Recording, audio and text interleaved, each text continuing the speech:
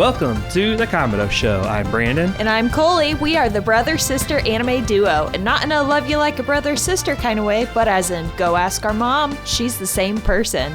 This show is an anime lover safe haven catered toward the average anime lover, free from spoilers. So today's episode is going to be about Dragon Ball Daima, episodes 5 and 6. So let's get started. All right, very good. So now we have Panzy introduced, and so we learn a little bit about her, right?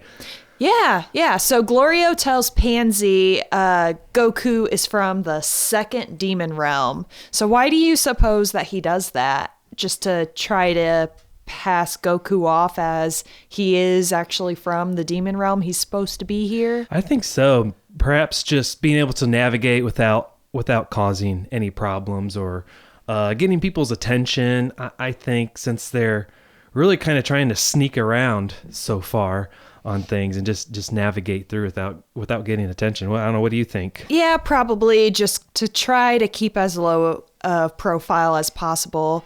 So Pansy's just like, oh, okay, and just assumes that Goku is a Majin, and then she asks, what kind of magic can he do? And Goku is like, well, I can do this thing with my tongue, and why couldn't he pull out like a Kamehameha wave or a really go any of the Super stuff? Saiyan. That would have been cool as well. He could have done. He could pass that off as magic. Yeah, really any of his tricks that he learns from Dragon Ball, even like the early back then, Solar Flare. I thought that was odd that he chose not to do any of those things. Yeah. But so Pansy's like, well, I can do magic, and she just does this piddly little lift of a rock, and it takes her so much effort to do. So she's not very good at magic, but I guess she does have some magical ability. I guess next then Panzy asks, or really says, well, most people wouldn't hang out in the third demon realm unless they really had to. Then she also said that she didn't like King Dabura or King Goma. So it just seems like their leadership there in the demon world just hasn't had a lot of positive feedback from the citizens. They're not well liked. And it kind of reminds me back on one of the early episodes where you see Dabura's statue sort of almost looks like it had been decimated or vandalized a little, or just not in the greatest of shape. Maybe it just hasn't been kept up. Perhaps maybe he had it made of himself or someone who's loyal to him, and then if they didn't like him, then they all just kind of let it go. So then, of course, another anime-ism we have to throw out. Well, how old are you, Panzy? I'm 82. This child is 82 years old. I guess another loli, I think is what they call him. I don't know if you necessarily consider her a loli or not, but yeah. So another child who's actually 82 years old. Yeah. Well, in the Dragon Ball universe, that since you think of Shin, Supreme Kai, a lot of the Kais are so old, and even the Namekians are really old. How can they live so long? But that seems to be a common theme from characters in the demon realm. I'm noticing. So maybe everyone in the demon realm just lives much longer than people on Earth. Although Master Roshi is really old, but yeah, how old is he? Do you know? I don't remember from Dragon Ball, but I know he's very, very old for what we humans would think, but you could get to. Yeah, so then they start talking about the king of the third demon realm, King Kadan. So Goku and the gang, they're just kind of asking well, what's he like? And Glorio describes him as a thieving, bloodthirsty mafia don. So that's his description of King Kadan. According to Glorio, right? And then Panzy, of course, steps in. We eventually realize later on why she steps in and says, well, he only steals from thieves and he barely kills anyone. So, of course, that makes it so much better. He barely kills anyone. Yeah. So, I mean, of course, we eventually figure out why she does that later. But so then they they advance to where they basically, meet the king, this King Kadan. He's not super happy when Glorio shows up with kids. What was interesting that, like, oh, he's just a kid, but then how old is his daughter? His daughter is pretty old, unless just the maturing process is just much, much, much slower. But it's interesting how he kind of assumes, I guess maybe he is a kid, but his daughter's a kid, but his daughter perhaps isn't full grown, so maybe he sort of compared that to him. But I mean, he offers Panzy as a bride. That's right. And then it's a surprise when Goku's like, "Well, I already have a bride, and I'm married, and I have two kids." Yeah, that's what I was trying to get at. Yep. He's like, man, humans do it really different down there on Earth, apparently. Yeah, and then they kind of sort of advance on to wanting to test Goku's strength, and this is where he puts him up against some of the men from his army, and of course Goku just blows them away. So typical kind of, again, I get a lot of Dragon Ball vibes from here, where Goku is like sort of overpowered in this case, an overpowered character, but a lot of people just don't know that, and each kind of obstacle he comes to, he just shows just a little bit more. So they're learning a little bit about him. Yeah. In this case. So the King Kadan expresses what his goal is. He basically wants to overthrow King Goma and essentially take his place. So he thinks that Goku, after seeing this display of his strength, he thinks that Goku is the man for the job. So he is like willing to offer them a plane, and he loads it up with tons and tons of supplies. So we find something a little shocking about Glorio here. Again, Glorio's still, we're still not entirely sure what's his intentions are, or who he is. We know he has some secrets. The main thing here is Kadan really did not recruit Glorio, or he really did not get Glorio to recruit Goku. Glorio approached the king. So a little different than Glorio's story. The Supreme Kai pointed out, like, to Goku, like, hey, he lied to us. Like, something fishy is going on here. So, like, I guess I had a theory on this, and I want to get your thoughts on this.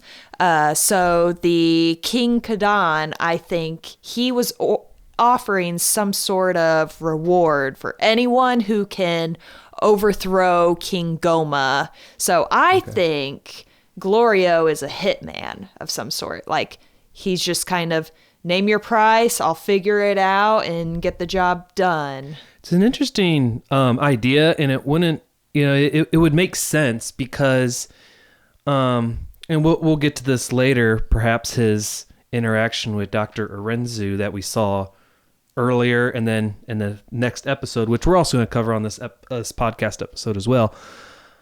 Yeah, why wouldn't you? If you're already working with Dr. Arenzu, and then this, you're working with King Kadan, approach him and, get something from him too.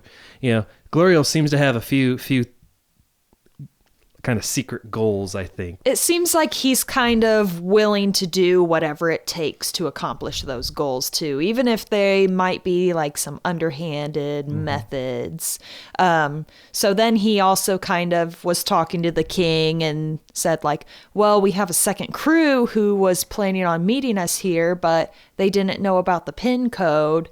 So the king is just like, he orders some of his subordinates, like, hey, you and you, like, you come and go steal a mid-sized plane. Problem solved. And go down and rendezvous with Vegeta and his gang and pick them up and get them to where they need to go. Yeah. So that solves that question we had earlier, how the rest of them are going to get there, which looks like they probably will, but we sort of anticipated they would, just based on the openings. Sometimes openings give things away a little bit, the opening songs to shows, but we see them all there, so we thought, well, they're probably all going to make it to the demon realm eventually. So yeah, that answers our question now from one of our past episodes, how they're going to get there, which it looks like this will probably be the case. So they take off in the newly provided plane from King Kadon, which maybe it's stolen, maybe it's not. Like, who really knows here? Basically, they have a plane and they're on their merry way. They get loaded up with tons and tons of supplies, and shortly after they take off, it just like crashes essentially. So they think that there was just too much stuff loaded on the plane. Typical female packing for any trip. Yep. Too much stuff basically was the gist of it. Panzy, though, it kind of is revealed here. I guess we kind of already knew, but we realize really here, she's really mechanically inclined. So now we have this, again, kind of going back to the original Dragon Ball. Now we have basically a Bulma. Demon Bulma. A demon Bulma, yeah. So again, just really going back to all the ideas from Dragon Ball. You have this adventure. You have a mechanic who can do a lot of stuff. You have Glorio, who's sort of the one who can navigate through everything, and then Supreme Kai, who's just a little more of the serious, grounded character. Yep. So lots of recurring themes, and of course we have to circle back to this toilet humor. Yep. So again, more Dragon Ball stuff. So one of the essential items that were packed and on the plane was toilet paper. Goku hollers out, "Hey, would you mind getting me some of that toilet paper? I have to poop." Yeah, like I said in the last episode, he's eating all this new food. His little tummy is rumble. Like, not used to this stuff. He's gotta make a run for it. So he takes off to find the best looking bush to go desecrate a poor bush. And while he's gone, guards show up and they're looking for Goku. So they're like, "Have you seen a pointy-haired looking kid with an orange suit on? Kind of looks like..." Yep. Like so, huh? Uh-huh. Yep. So, yeah, luckily him having to drop a deuce saved them in this case. He didn't blurt out anything that he shouldn't have done. Pooping saves the day once again. Yep. Again, going back to a lot of that Dragon Ball humor that was sort of done away with later on.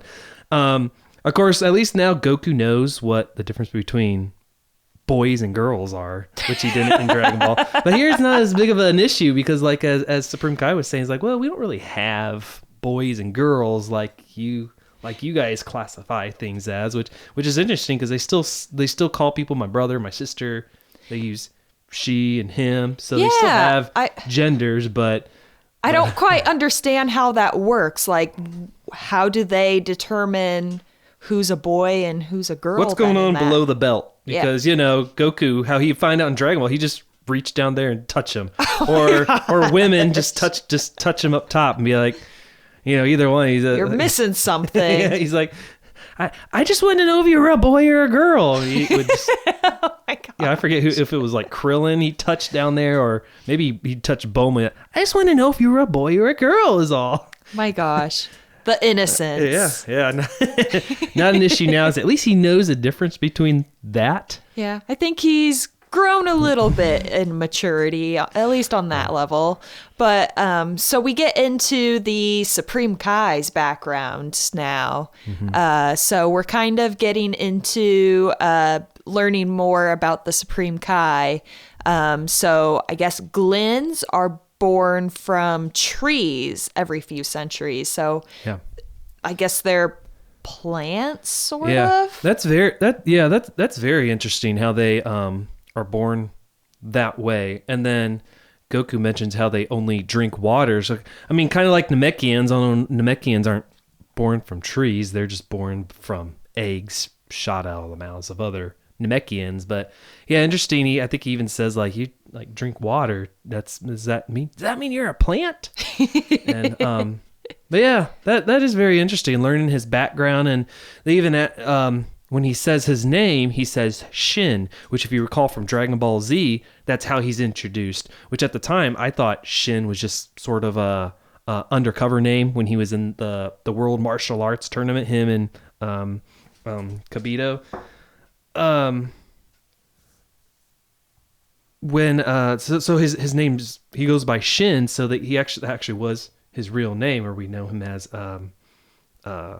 Supreme Kai after that. So anyway, going back to he explains the how old he is, explains the year difference between him and his younger brother Degasu. This was so interesting, like the age gaps here. Oh yeah, like there's a 216-year age difference between them. So that tells you like kind of the lifespan of the Supreme Kai, as well as just Glens in general, that they don't seem to like happen very frequently. Births of the Glens don't happen very frequently. Yeah. So there are only 5 different glend trees. So there's only 5 different types of glen. So there's probably a whole lot of relations going on in the glend community. And then we learn a little bit about his brother, sister, Degasu and Dr. Arensu. They stayed in the demon realm due to their ambition and excitement of the third demon realm. Do I have that correct? Yeah. Okay. So Dr. Arinsu, like, she's very into her work, so she wanted to stay because she wanted to continue to just excel at being a great doctor. And the third demon world, like, there's so much going on, so it's a very exciting place. Like, there's always crime going on, so like there's never a dull moment in the third demon realm, it seems. You know, they seem like they're in pretty good positions, so perhaps, you know, take advantage of that. So moving on, they go to the cave to settle in for the night, find a place to crash. Glorio says he's from the first demon realm, right? And we're kind of yeah. So Panzy's just kind of asking him questions, like trying to get to know him. So he says he's from the first demon world, and she's just kind of like, you seem like you're from the third demon world. Like like you know your way around here. Well, apparently his job has placed him into the first demon world. So and somehow removed a collar, so he doesn't have to wear a collar like everyone, which again raises some questions. he's asked who his employer is, and he just is kind of dodging the question and doesn't really want to tell the rest of the gang who's employing him. So I wonder why he's trying to keep that under wraps and keeping that to himself. There's a lot of mysteries with Glorio that I think we're going to figure out here pretty soon. But, you know, the little bit they give us in this episode is he calls Dr. Arensu, or does he call her? Does she call him? I forget, but it seems he calls her. Okay. Well, nevertheless, they're talking on the phone, and that seems to be his employer, I guess. that seems to be the case. That seems to be the case. So after they're like kind of hanging out, eating at the campground, Glorio insists that he needs to duel with Goku in order to test his strength. Like, he's like, I need to know what I'm working with here. Like, let's duel. I think, oh yeah, oh man, don't get me started on Yu-Gi-Oh. So I think it kind of started where Goku's like, I don't know, I think he's a little out of your league. And he's just like, you're a kid, like, do you seriously think that little of me? And I think that kind of antagonizing him a little bit sort of led to this, like, okay, let's really figure this out then. So, Goku, he was even like, well, I won't use my left hand. That way it keeps things even. yeah. Actually, I think he probably could have done that if he could just gone Super Saiyan. I think he probably could have just kept with that. But yeah, no, he's just trying to stay in his base form, I suppose, and do that. So the Supreme Kai begs Goku to push Glorio to his limits, so that not only can we see what kind of power Goku has, but then we can also see what kind of power Glorio has. Like, we haven't seen much from Glorio other than makes him sense shooting, because he has so many unknown characteristics about him and his strength and all these. There's too many mysteries and unknowns about him. So yeah, he uses his gun, appears to have some powers, but it's like, yeah, we need to know what we're going up against, especially if you're going to try to go against to get the Dragon Balls and whatnot. Like you need to know the powers of your team a little bit and not have all these going into things unknown, basically. So we see that Glorio is able to use magic, right? Mm-hmm. So he has purple magic. So what all kind of magic do we see him use? Well, he uses like this kind of like, let's see, lightning. At one point, he pulls out sort of this whip. That was really cool. Yeah, so some abilities there. And then he could shoot beams, which is, that's nothing crazy new to the Dragon Ball universe.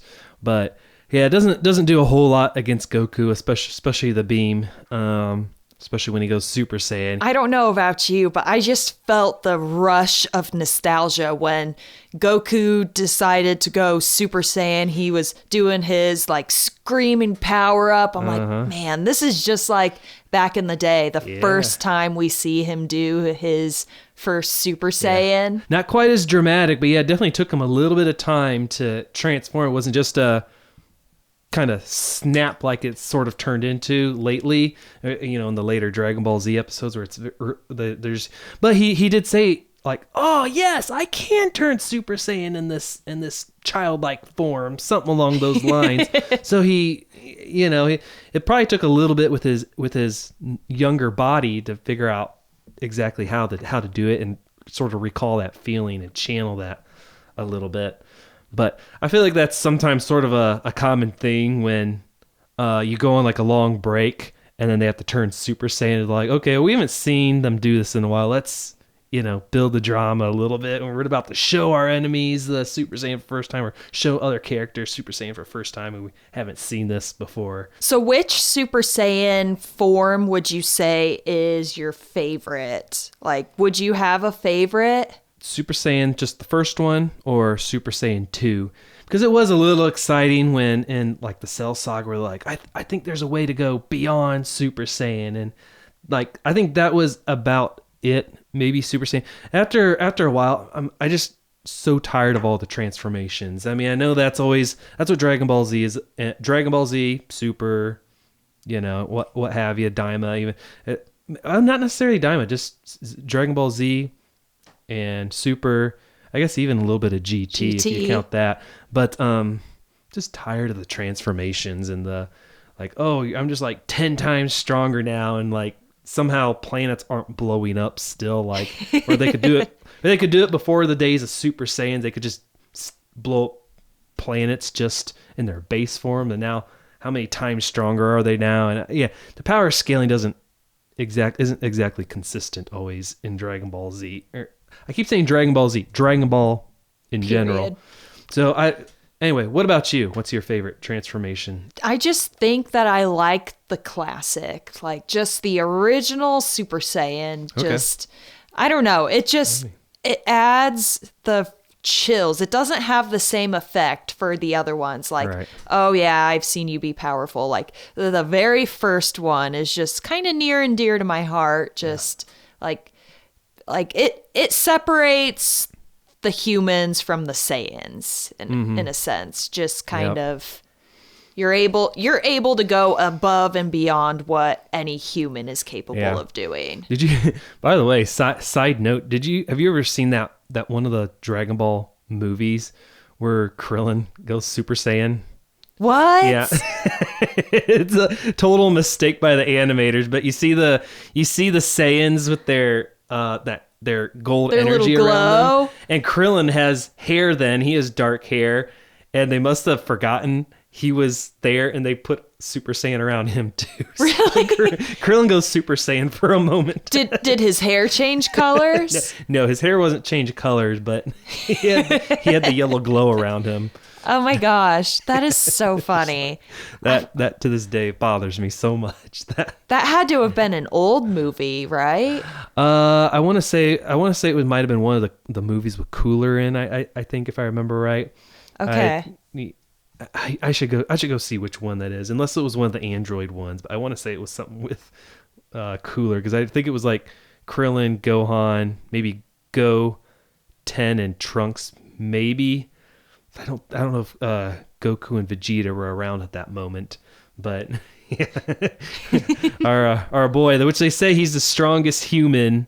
Which I'm like, what about Tien? But anyway, they say Krillin's the strongest human. But I'm like, whoa, I guess so. If he can turn Super Saiyan now, he just exceeds all human capabilities. Yeah. It's just because he like loses his hair later on. Like that's the reason he loses all his hair. Well, I think he shaves it because then he grows it in like late Dragon Ball Z and then Super, and then he shaves it for the Tournament of Power. That's right. Master Roshi is naturally bald. I think they talk about that in Dragon Ball. So he goes, "Don't you know every serious martial artist shaves their head?" He says that to Goku. He's like, "Just look at Master Roshi," and he's reading his magazine. He's like, "Nah, I'm just naturally bald." And then it shows that.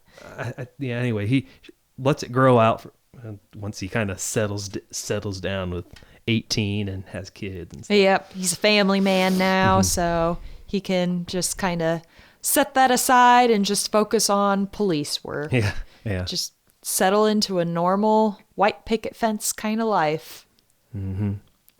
But anyways, back to what we were kind of talking about originally. We kind of went off on a tangent. Yeah. Which, it was a good tangent. We were reflecting on a lot of the nostalgic Dragon Ball. Yeah. But Vegeta's crew, so they get their plane or spaceship or rocket, whatever you want to call it. They keep calling it different names. Like the people from the demon realm, they call it a plane, but like it travels through space. It's a spaceship. Spaceship, yeah. But, so Vegeta's crew, they get it up and running and they're ready to go, but then it suddenly crashes. So I wonder if that was like some sort of interference from the demon realm because they're like coming to save them. Is that what you think happened? Because that red light started glowing. Yeah, I really have no idea. I don't know yet. I think, get some answers, I suppose, in the next episode, right? Episode called Collar, I believe. Yeah, so we'll probably learn more about the collars and why that was implemented in the first place, hopefully. Well, this is kind of toward the end of our episode. I wanted to go through a list because at first I thought this was, as we've been following Dragon Ball Daima, I thought this was kind of stupid at first, but now as it goes along, I laugh every time Goku does this. I wanted to save this toward the end to see if we had time, but he cannot get Glorio's name correct. What is his problem getting Glorio? Actually, of all the names, Glorio is actually pretty easy to remember. I know sometimes we fumble and mispronounce names here and there, but Goku cannot get Glorio's name wrong. Let's go down the list real quick. He calls him Gordito. He does that 3 times for the first time. That's strange. And then the next one, Gorillo. Oh my gosh. Gorillo. Name number 3. Guerrero. Yeah. My gosh. Next one, Giorgio. And at this point, Glorio says, "It's Glorio. You're doing this on purpose now, aren't you?" "No, I swear, I'm not." And then the last one, this is the best one, Gazebo. That's not even a name. Gazebo. It's just getting worse and worse and stupider and stupider. That one was my favorite. So now I want to know, like, what's going to be the next names? Is he ever going to get his name right, or is it going to keep getting worse and worse as we go along? Oh gosh. Anyway, so I just wanted to go through those. I want to keep a running list of these as we go along through this series. If you keep just add to the list and read them all. Yeah. So I'll keep up with that as Goku's adventures continue in the next episode of Daima. Next episode is called Collar. So we'll continue on with our adventure, just like Goku's, here on this podcast. For the Kamado Show, I'm Brandon. And I'm Coley. Thanks for tuning in. Don't be a Kamado. Like and subscribe to our channel for more anime fun with your favorite brother-sister anime duo. Now, new episodes come out weekly, so let us know what you'd like to talk about. And also, if you would ever like to be a guest, and we'll see you next time on The Kamado Show.